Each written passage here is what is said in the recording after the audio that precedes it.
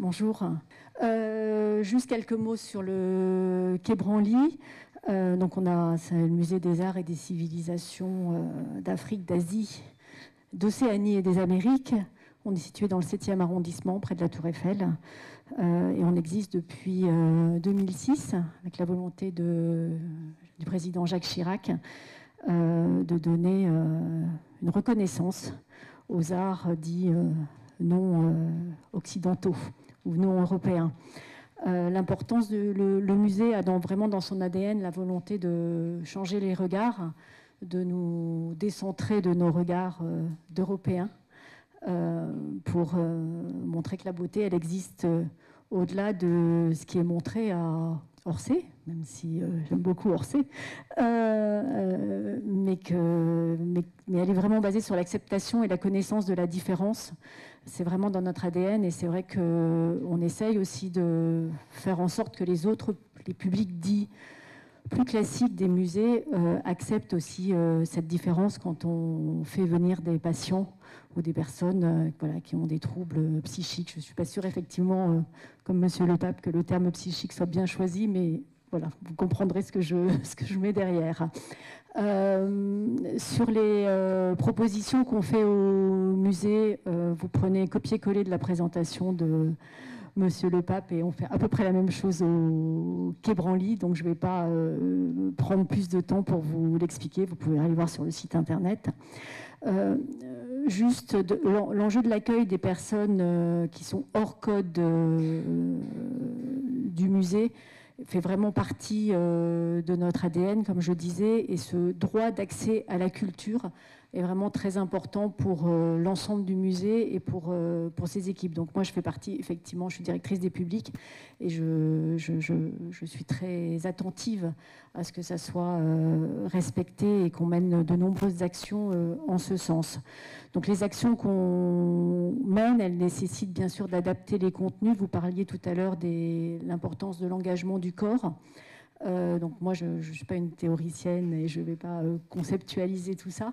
Mais c'est vrai, la seule chose qu'on voit, c'est quand on fait des visites tactiles, quand on permet aux gens de sentir des choses, voilà, on sent qu'il y a une implication et il se passe quelque chose dans le regard des personnes malades en fait, qu'on reçoit. Et on espère que ça leur apporte quelque chose. On élabore aussi des propositions spécifiques.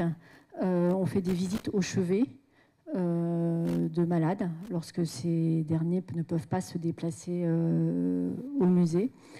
Et puis surtout, la dernière partie, on construit des projets, vous l'avez évoqué pour certains tout à l'heure, avec les patients, les équipes médicales et parfois aussi l'entourage des patients, mais j'insiste beaucoup sur cette co-construction qui permet aussi d'avoir des regards, des échanges différents entre les malades et les soignants.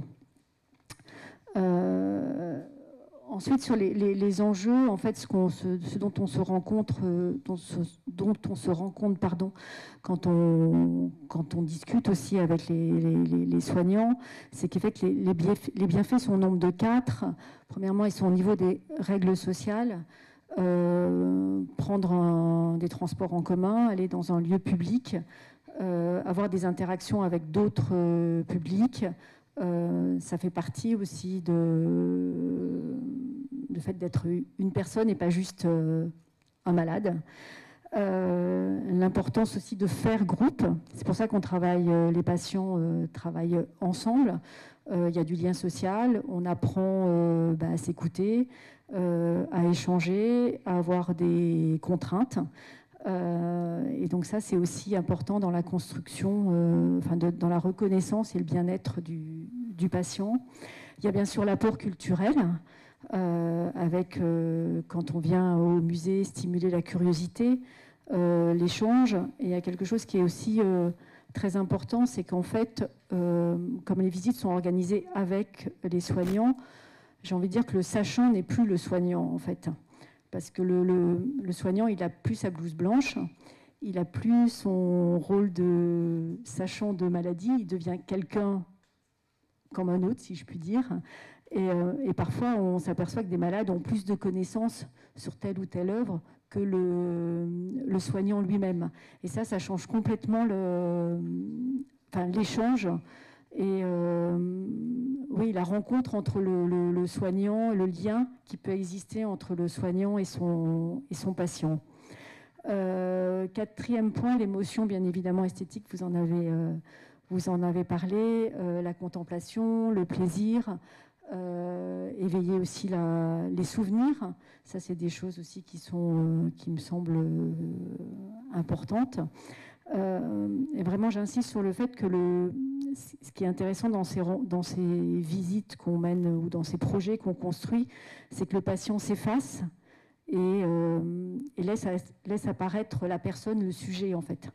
Voilà, ce n'est plus uniquement un patient, c'est une personne.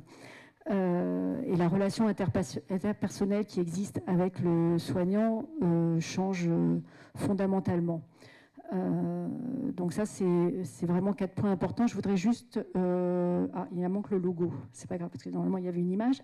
Une illustration d'un projet qu'on construit. Je crois qu'Orsay aussi va y participer cette année. C'est un projet qui s'appelle Culture Relax, mené par une association qui permet en fait pour des personnes qui ont, on va dire, alors c'est très joliment dit dans la plaquette, qui ont des comportements atypiques, bien loin des codes très normés des lieux culturels. Donc voilà, vous y mettrez ce que vous voulez mettre derrière, mais c'est très politiquement joliment dit. Voilà, mais qui permet, effectivement, qui nous permet d'avoir tout un protocole pour accueillir des personnes différentes. Mais on est tous différents quelque part. Donc en fait, il y a plusieurs... c'est une forme de label en fait. Donc les codes en général des spectacles dans ce cadre-là sont nettement assouplis. Il y a vraiment une logique d'inclusion. Donc en fait, les spectateurs et les artistes sont prévenus que certaines personnes peuvent avoir un comportement atypique, éclater de rire, parler fort, vouloir juste sortir. Et puis on met en place, c'est un projet qui est assez lourd pour nous, établissements culturels, puisqu'on met en place un environnement avant le spectacle, où il faut une salle pour que les personnes puissent s'isoler si elles en ont envie. Il faut une salle, un endroit aussi pour que les personnes puissent s'isoler s'ils ont envie de sortir du spectacle, avoir des choses à toucher, pouvoir se reposer. Donc c'est quelque chose de très lourd pour nous, établissements culturels, mais je trouve que c'est vraiment des beaux projets. Et je vous invite à aller sur le site de Culture Relax, parce qu'il y a plein de spectacles, que ce soit les musées. Je pense que le musée du Quai Branly et le musée d'Orsay sont les 2 premiers musées à y participer. Les autres, c'est plutôt des lieux de spectacle type opéra ou philharmonie. Je vous invite à aller voir sur le site de Culture Relax, parce que c'est vraiment un beau projet. On est très fiers de pouvoir l'inscrire dans notre programmation cette année. Voilà, merci beaucoup.